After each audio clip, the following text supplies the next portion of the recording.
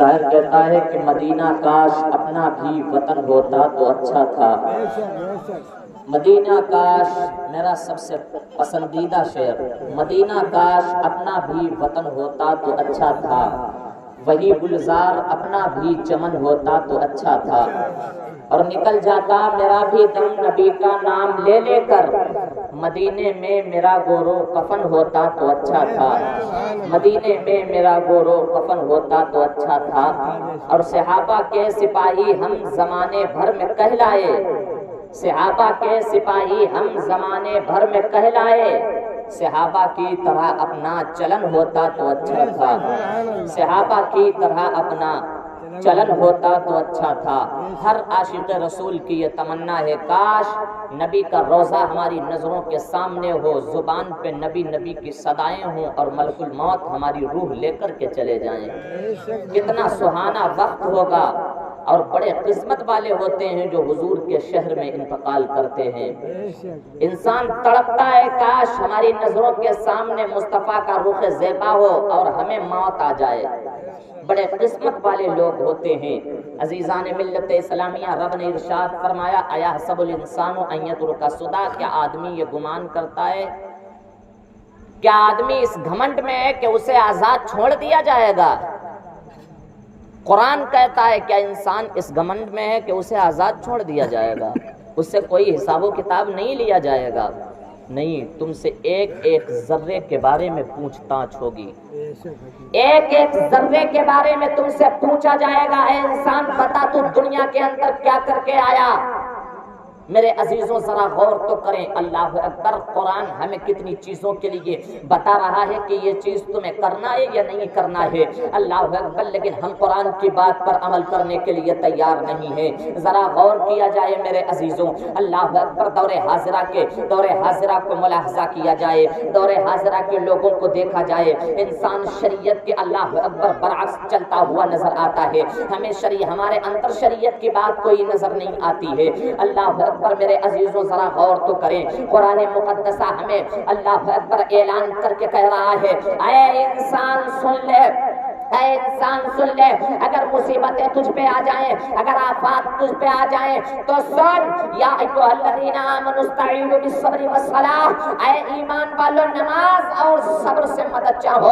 لیکن نہ ہمارے اندر نماز پڑھنے کی عادت ہے، نہ ہمارے اندر صبر کرنے کی عادت ہے. میرے عزیزوں ذرا غور تو کریں. اللہ اکبر. کس دہانے پر ہم کھڑے ہیں، کون سے دلدل میں ہم پھنس گئے ہیں، اور لوگوں کس کی نظر ہمیں لگ گئی ہے. اللہ اکبر. ذرا غور تو کریں میرے عزیزوں. اللہ اکبر. اگر حالت جنگ میں لوگ ہوتے تھے تو آدھے جنگ کرتے تھے، آدھے نماز کو پڑھا کرتے تھے، پھر آدھے جنگ کرتے تھے، آدھے نماز کو پڑھا کرتے تھے. اللہ اکبر. وہ نماز کو اللہ اکبر ایک وقت کی نماز کو چھوڑنے کے لیے تیار نہیں ہوتے تھے. اللہ اکبر. ذرا غور تو کریں میرے عزیزوں. قرآن کے اندر کئی مقامات پر رب نے ہمیں اللہ اکبر نماز پڑھنے کا حکم دیا ہے. لیکن آج ہماری مسجدوں سے صدائے اللہ اکبر آتی ہے، ہم باتوں میں مشغول ہیں، ہم گانا سننے میں مشغول ہیں. گھر پہ اگر بیٹھے ہوئے ہیں تو اللہ اکبر بیٹھے ہوئے ہیں، اگر ہم دوستوں میں بیٹھے ہوئے ہیں تو وقت گزار رہے ہیں، لیکن ہمارے اندر نماز پڑھنے کی فکر نہیں ہے. اللہ اکبر. یاد رکھیں میرے عزیزوں، جب آپ سچے اور پکے مسلمان ہو جائیں گے، دنیا آپ کو سر پہ بٹھانے کے لیے تیار ہو جائے گی. اللہ اکبر. ذرا غور کریں. آج مسلمانوں کے حالات دیکھیں، اس وقت مسلمانوں کے حالات دیکھیں. اللہ اکبر. اس وقت ایک وقت ایسا عرصہ گزرا جب ہلاکو خان کی حکومت تھی. اللہ اکبر. ایسے ہی مسلمان تھے، وہ بھی جمعے کی نماز کو پڑھا کرتے تھے. اللہ اکبر. اس کا دم یہ بھرتے تھے کہ ہم جنتی ہو گئے، اللہ اکبر ہمیں جنت مل جائے گی. یاد رکھیں میرے عزیزوں، جب ہلاکو خان نے خواب دیکھا کہ میں مسلمانوں کے کٹے ہوئے سروں پہ بیٹھ کر کے مسلمان کے سر میں اللہ اکبر شراب کا جام پی رہا ہوں، شراب پی رہا ہوں، اس نے صبح اپنے وزیروں کو بتایا، اے میرے وزیروں، اے کارندوں، میں نے ایسا ایسا خواب دیکھا ہے. وزیروں نے کہا تھا، اے بادشاہ سلامت، اگر تو بتا تو میں تیرے خواب کو سچ میں بدل دوں. کہا ٹھیک ہے بدل دو. اللہ اکبر. ہلاکو خان نے اپنی فوج کو تیار کیا. تیار کرنے کے بعد اس فوج کو شہر بغداد میں بھیجا. بغداد کے اندر ایسے ہی مسلمان تھے جیسے ہم مسلمان ہیں، وہ بھی اللہ اکبر ایسے ہی نماز نمازوں کو پڑھ لیتے تھے، کبھی چھوڑ دیتے تھے۔ اللہ اکبر، وہ بھی صرف نام کے مسلمان تھے، ان کا نام پوچھتے تو معلوم ہوتا یہ مسلمان ہے، لیکن اللہ اکبر ان کے کرتوت نہیں بتاتے تھے یہ مسلمان ہیں، ان کے طور طریقے نہیں بتاتے تھے یہ مسلمان ہیں۔ اللہ اکبر، پھر معاملہ یہ ہوا جب ہلاکو خان نے اپنی فوج کو بھیجا، بھیجنے کے بعد اللہ اکبر شہر بغداد پر گئی۔ شہر بغداد جب لوگوں کو معلوم ہوا کہ ہلاکو خان کی فوج آ رہی ہے، وہ ہمیں قتل کر دے گی، تو اس وقت شہر بغداد کے اندر ایک ولی کامل تھے جن کا نام حضرت جام علیہ الرحمہ ہے۔ اللہ اکبر، ان کے پاس گئے، کہا تھا حضور ہلاکو خان کی فوج آ رہی ہے، مجھے قتل کرنے کے لیے آ رہی ہے، اب کیا کیا جائے؟ انہوں نے کہا کہ تمہارے طریقے تو ایسے ہیں، اللہ اکبر، تمہیں قتل ہی کر دیا جائے بہتر ہے۔ اس نے کہا تھا، لوگوں نے کہا تھا نہیں حضور، ایک بار مجھے بچا لو، میں پوری زندگی اللہ کی عبادت کروں گا، شریعت مطہرہ سے منہ نہیں موڑوں گا۔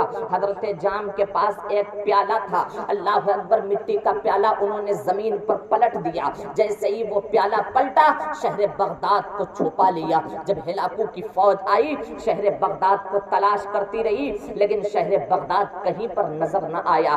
ہلاکو کی فوج لوٹ گئی، لوٹنے کے بعد اللہ اکبر جب دوسری مرتبہ وہ لوگ آنے کی کوشش کیے، اللہ اکبر، پھر انہوں نے حضرت جام علیہ الرحمہ کے پاس گئے اور کہا تھا حضور پھر وہ مجھے قتل کرنے کے لیے آ رہے ہیں، بچا لیا جائے۔ کہا نہیں، تم نے مجھ سے وعدہ کیا تھا پوری زندگی اللہ کی عبادت کرو گے، تمہارے طور طریقے ویسے ہی ہیں، تم نے بالکل نہیں چینج کیا۔ کہا نہیں حضور، مجھے بچا لو، میں دوبارہ اب ایسی غلطی نہیں کروں گا۔ انہوں نے اپنا پیالہ زمین پر پلٹا، پلٹنے کے بعد اللہ اکبر شہر بغداد کو چھپا لیا۔ جب شہر بغداد چھپ گیا، ہلاکو خان کی فوج آئی، تلاش کرتی رہی، لیکن شہر بغداد نہ ملا۔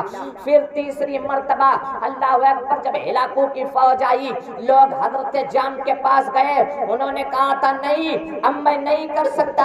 اللہ اکبر، لوگوں نے کہا تھا حضور آخری بار موقع دے دیا جائے، بچا دیا جائے۔ حضرت جام نے جیسے ہی اپنا پیالہ پلٹنا چاہا، غیب سے آواز آتی ہے، جام سن لے، یہ بدلنے والے لوگ نہیں ہیں، یہ ویسے ہی رہیں گے جیسے ان کے کرتوت تھے، یہ بدلنے والے لوگ نہیں۔ اے جام، اب اپنے پیالے کو نہ پلٹ، اس لیے کہ اگر تو نے پیالے کو پلٹ دیا ان کے طور طریقے ویسے ہی ہوں گے۔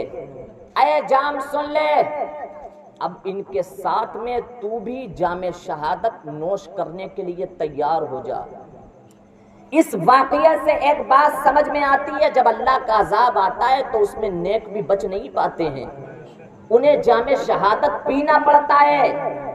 میرے عزیزوں، جب ہلاکو خان کی فوج نے شہر بغداد پر حملہ کیا تو بوڑھوں کو بھی قتل کر دیا، جوانوں کو بھی قتل کر دیا، عورتوں کو بھی قتل کر دیا، بچوں کو بھی قتل کر دیا۔ میرے عزیزوں، علماء اکرام نے لکھا ہے کہ جو قوم اپنے دین کو چھوڑ دیتی ہے وہ قوم ایسے ہی بے دردی کے ساتھ انہیں قتل کر دیا جاتا ہے، انہیں مار دیا جاتا ہے، انہیں تباہ و برباد کر دیا جاتا ہے۔ اور میرے عزیزوں، اب ہماری باتوں کو اپنے دل کی تختی پر لکھ لینا۔ اللہ اکبر، کیا آج ہم نے دین مصطفیٰ کو نہیں چھوڑ دیا ہے؟ آج اللہ اکبر ہم نے دین مصطفیٰ کو برسر عام لیلام کر دیا۔ اللہ اکبر، نہ سمجھو کہ تم مٹ جاؤ گے اے ہندی مسلمانوں، تمہاری داستان تک نہ ہوگی داستانوں میں۔ زبان سے کہہ بھی دیا لا الہ تو کیا حاصل، دل و نگاہ مسلمان نہیں تو کچھ بھی نہیں، میں تم ہو نصارہ تو تمدن میں ہنود، یہ مسلمان ہیں جنہیں دیکھ کے شرمائے یہود۔ اے میرے عزیزوں، اب بھی وقت ہے، اللہ اکبر، ہمارے پاس یہ ہماری قیمتی سانسیں ہیں، ہمارے پاس اللہ نے ہمیں ابھی مہلت دی ہے، ہمارے پاس قیمتی وقت ہے۔ آج جو انسان جو نماز نہیں پڑھتے ہیں، جو لوگ شریعت مطہرہ سے دور ہیں، انہیں اس بات کو اللہ اکبر وہ اس بات کو سمجھے اور اپنی زندگی میں لا کر کے انقلاب پیدا کریں۔ تمہارے جیسے بھی حسین و جمیل نوجوان جو دنیا کے اندر اکڑ کر کے چلا کرتے تھے، دنیا کے اندر اللہ اکبر جن کے پاس خوبصورتی تھی، جن کے پاس دولت تھی، جب موت نے دھکا دیا تو زمین نے ان کے نام و نشان کو مٹا دیا۔ ایک دن ہمارے پاس بھی ایسا وقت آئے گا جب ہماری سانسوں کا مالا موتی بن کے ہوا میں بکھر جائے گا، پھر ہمیں افسوس ہوگا کاش ہم نے دنیا کے اندر نمازوں کو پڑھا ہوتا، کاش ہم نے دنیا کے اندر رہ کر کے دین مطہرہ پر عمل کیا ہوتا۔ اور میرے عزیزوں، اور میرے عزیزوں آج یہ عہد کر لیں کہ ہمیں کرنی ہے شہنشاہ بطحا کی رضا جوئی، وہ اپنے ہو گئے تو رحمت پروردگار اپنی، وہ اپنے ہو گئے تو رحمت پروردگار اپنی۔